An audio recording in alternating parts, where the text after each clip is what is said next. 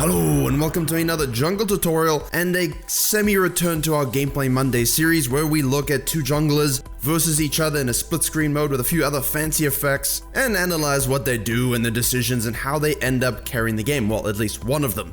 And as a disclaimer, just remember to focus on what I'm saying and what the junglers are doing in the game. Don't always critique every little thing. Well, you know, they're Twisted Fate tops, so they're lost. That's not why they're lost. That's not why you lose. Focus on the principles that you can translate into your own games. And just before we begin our analysis, just to note that the YouTube memberships has been upgraded. It is now basically like Twitch and Patreon combined, but on YouTube. So if you're interested in supporting the content and the channel and would like more and maybe some funky perks, click that button just below. And in our feature game, we do have something unique. I haven't covered her whatsoever, but we do have an appearance of AP Shyvana versus a Kindred. And just before we get going, yes, the principle of this video will be to look at how you can carry a game so intensely despite the fact that your ADC is basically a piece of broccoli. And as you are currently watching Kindred get 2 free kills at the start of the game because the Shyvana was AFK and everyone was kind of monkeying about, make sure that you are ready to play when you load into games. I have played a lot of games and a lot of elos and a lot of playlists over the years, and a lot of times, especially in mid to low MMRs, you guys are sitting around, not paying attention to the start of the game. Maybe you're in base. You need to be ready to play, you need to be ready to defend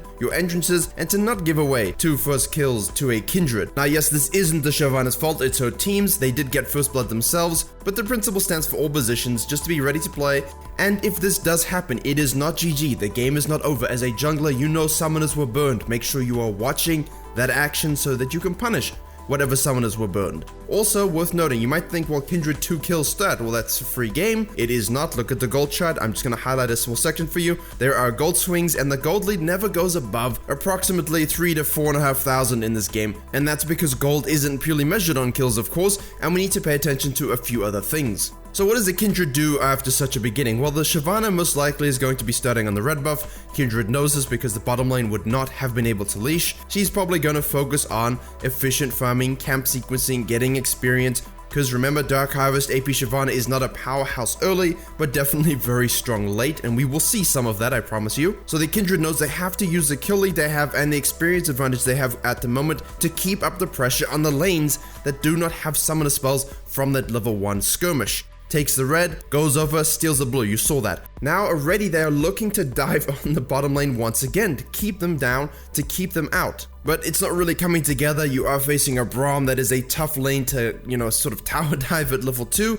Shyvana is about in the area after doing her full clear, noticing that her blue's gone. Kindred should have probably left a second or two earlier, but manages to escape and now has priority on that crab because of the health benefits on Shyvana versus Kindred, and the fact that the bottom lane on the blue team has a lane priority. Now, what is Shyvana to do in this situation? Well, she's cleared her entire jungle. She can go back to base, get a spike. You'll see Kindred does a drive-by gank in the mid lane, even more pressure, before looping down back to the bottom side. So Shyvana temporarily starts to move in that direction, but realizes, hey, I'm not going to get there in time if a gank will happen. Hopefully my team has noticed what's going on. Let me go and steal Kindred's blue because they're still on that side of the map and all they've done is taken one of their camps. So as Shyvana makes her way over to the Kindred's blue, you see Kindred again. It's probably ill-advised to try this now. At this stage, the wards are going to start coming up as you see. They go back to the mid lane. Sylas misses the chains of destruction, but that's okay because it's a drive-by. Forces Twisted Fate out of the lane, lets them push up the wave a bit to deny some CS.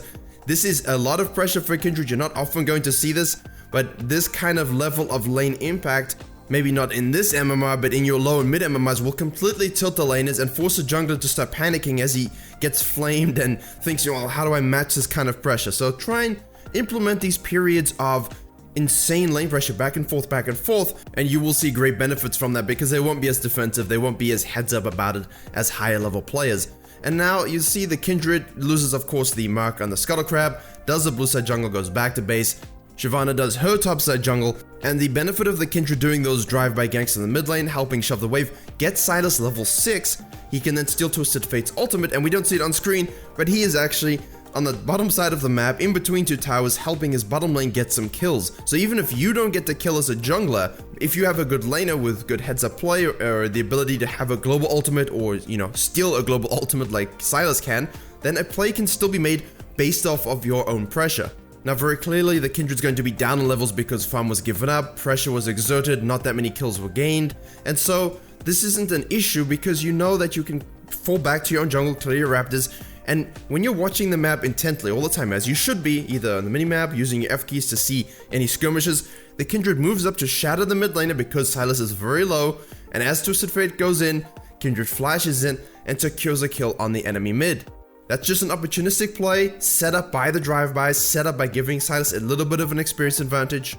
And now you see the pressure getting to the Shyvana because Shyvana is not the best ganking jungler. You can farm, you can counter jungle, you can have opportunistic lane ganks and lane pressure, but you do want to stack your harvest and you don't want to be completely, out jungled in the ganking sense. Now, Shyvana rotates to the mid lane trying to pick up a kill on the Sylas. Sylas has already stolen her ult and ults away. As the Kindred moves away from the tower, Shyvana moves towards the Kindred, but that puts her in range of the E proc from Wolf. Remember, the third attack is an execution, and that's another kill towards the Kindred. The pressure that they are exerting is starting to pay off, and you notice there's no focus on getting marks. The focus is on jungling well. There isn't an emphasis of let me go across the map just to get that one mark in a stupid way.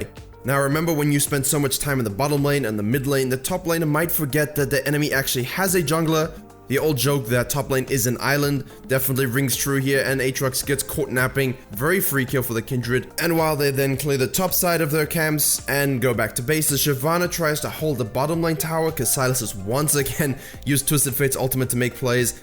And you can see here there's a very stark difference between farming junglers and ganking junglers. Kindred is exerting a ton of lane pressure, having lane impact, and that's causing cascading ganks from the rest of the team. And during this moment, the Kindred gets a nice gank on the bottom lane, switches mark just in time to get a fourth one, the power spike, on the enemy Braum, and then can fall back to that mountain dragon. Yes, you will see the mark on the wolf and think, well, Shyvana showed going topside, Twisted Fate showed going topside, that would be free because now the bottom lane is there, but the Kindred is focusing, helping her team, and playing like a jungler, playing as if there was no mark system. Another rotation to help the 2v1, a beautiful step back E execute on the Shyvana, very nice, pushes up again, tries to get to Twisted Fate.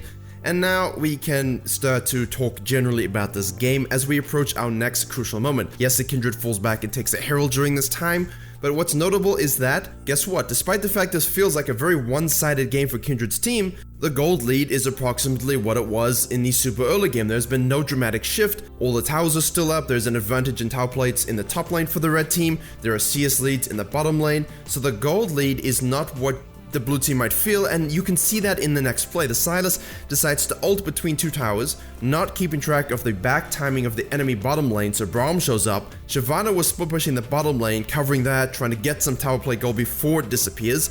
Well, she rotates up, and despite what was a closer than expected fight, I think, for the Kindred's team, they actually both fall, and that's a bit of shutdown gold, that's pressure release, that's a few stacks of harvest on the Shyvana, and now the game can start getting interesting. And that's why it's very important to not get tilted when you are in the Shyvana in this case. If you are farming jungle and your laners are falling a little bit and you're struggling to get ganks yourself, it doesn't mean that's the end of the game.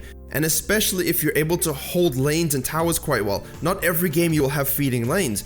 And the fact that you have CS leads in other lanes, which is why it's so important to press tab to look at the CS amounts. Yeah, Kindred's ganking bottom lane a lot, but if your Draven has a 30 CS lead over the enemy Ashe, you're probably not going to be too worried about that, ganking difference when not a lot of kills were gained, but your Draven very clearly has a lot more gold. Kindred then conducts a simple gank in the mid lane, burn the Twisted Fate's flash, Shyvana's not around, both side lanes are in the side lanes, use the Herald. Now you have push, no one can interrupt you, it's basically free two towers as tower plates are down, you can fall back through the enemy jungle, remember, take camps, take buffs, and if you're Kindred and Zamak, definitely make sure you take that. Do pay attention to bottom lane rotations though, in this case they're safe because Kindred has the Sylas with them. And what do I tell you assassin players or anyone who's playing a jungler who is ahead, who has damage, who can surprise the enemy, don't always default back to your jungle. Read the enemy, what are they going to do in this stage? Well, Twisted Fate's going to push the lane out, you just burnt his flash, wait around a little bit, collapse on him. Even though Shyvana tries to intercept, that's a free kill for you as a Kindred. You can rotate up, you can kill the Shyvana who just managed to get a kill on your top laner, and now you can shove that wave into the tower. Continued pressure until there is just no more pressure to exert, and then go back, farm your camps and things like that. You notice how the Kindred is being very hyper-aggressive with the pathing, trying to get in the face of the enemy jungler, get in the face of the enemy team, really trying to stack those kills, stack the marks on champions in order to give them a damage spike that will be impossible to deal with. And now solo queue happens. Basically like a weird Friday night, a lot of bad decisions, a lot of instant regrets. Kindred gets a dragon, Kindred cleans up a skirmish, Kindred gets more kills here and there, gets camps, gets to farm, Shyvana dies, the red team dies. The game where they were in touching distance now just became a little bit more difficult, but we'll skip and you can see the Kindred pushing an inhib tower with their team. The biggest mistake you can do is push an inhib too soon in the game because the death timers aren't that long. If the enemy respawns and you don't have 5 and they do, well, you're outnumbered, you're gonna die, you're gonna give 1,000 gold kill bounty over to the scaling AP Shyvana.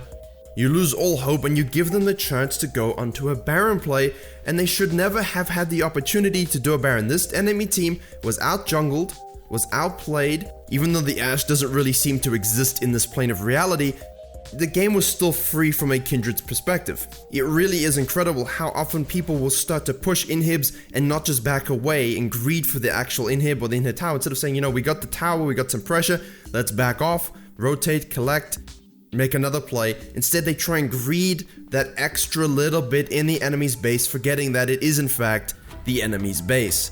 These shutdown kill bounties, this Baron play, has neutralized any sort of gold lead. Now we're basically in an equal state. Yes, there are experience and item advantages currently, however, the Kindred still maintains a huge lead, and it'll be on them to win fights and to win the game. Now, despite the fact the red team has the Baron, Ashe actually hits an ultimate, they grab 2 kills, they're able to take an inhibitor, but watch as the Kindred's leaving, and now watch them dead. The Dark Harvest stacks, the AP items, the shutdown gold, the Baron play has given the Shyvana everything she needs to start to dive bomb people with those E's. The problem with this AP build is you can't just dive into the middle of the team and exist and survive for 1,000 years. You are squishier, you do need to hit your E's on the dragon form, and you can see a collection of that now. The red team holds out very well, the blue team tries to push up, tries to get things going, but the Shyvana is playing these fights extremely well, making it very difficult for the Kindred to really use that lead that they have to kill everyone. Essentially in the team fights, it really does come down to jungler versus jungler. Which jungler will play the team fights best, which jungler has the team to support them the best. Now, as the game has shown, Sylas has been doing a pretty good job in the mid lane, making up for the lack of play, shall we say, from the ADC. And despite things not going very smoothly in the last few minutes, Kindred is able to survive a fight. Shyvana does her best to kill everyone, but Shyvana survives with the Sylas. They take a second inhib, just barely escape. Definitely a well-played fight. I'm not going to narrate the fights as they're actually happening. You can see what's going on. We have team fighting guides for that. Needless to say, the burst damage on those E-procs is really coming through heavily. And basically the early Kindred pressure, despite the fact that there were 2 throw moments, you know, in the mid lane between 2 towers, as well as pushing too far in the bottom lane, that gave the enemy team a chance to catch up, a chance to hold out, a chance to scale. All of that contributes to this play, the play to win the game, jungler versus jungler. As soon as Aatrox shows going towards the bottom lane to deal with that super minion wave, that is the go switch for the Baron. A lot of times in many MMRs, someone goes to the bottom lane and they're still afraid to fight 5v4. They're still afraid to go for the Baron. No, you must go for the Baron. Burn it down while you have a numbers advantage. And then it's going to come down to the fight. And you can see how equal this is. It's about people moving in and out with their spells. Shyvana's poking away. Kindred's holding onto the ultimate to the last possible second. The rest of their team has actually fallen except for the Nautilus. And it looks like a little bit of a 1v3. The Aatrox gets out at the back of the pit. The Kindred has to stop the backs. Even though they have the Baron, the super minions are on the Nexus. Kindred gets very lucky not dying, dodges some skill shots, heals, tries to dodge more skill shots, picks up 3 more kills, so that's a quadra kill. And because they have the Baron, the Nautilus can TP in, Kindred can rush the Nexus, they can kill the Aatrox for the pentakill, and that's the game.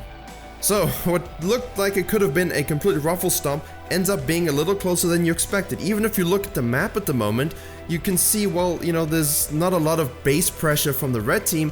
It doesn't really matter. You saw closer fights where you saw how the red team was actually winning fights for a little bit. And you can see the damage charts and the KDAs on screen now, as well as the builds. You see both junglers tried to carry their teams as hard as they could. The Ashe really didn't do anything. The Sylas was the sort of secondary carry that really did help propel the game forward. But nonetheless, when you have 23 kills and a pentakill, and you exert that much lane pressure early, if you can do that every game, while trying to minimize your throw moments, you will definitely win a hell of a lot more than if you don't do this. So stop trying to find excuses for why your laners hold you back. The Ashe was a non-factor. Take control of your game, get yourself fed, win the fights, focus the objectives, and get the wins that you deserve. Thank you very much for watching. I hope you were able to enjoy and learn something. Please consider joining on YouTube to become an official member, as I mentioned at the beginning. Subscribe for more League of Legends and jungle videos coming very soon. We're going to try and pop this up to 3 times a week, but let's see how that goes. But either way, I will see you all in the next tutorial.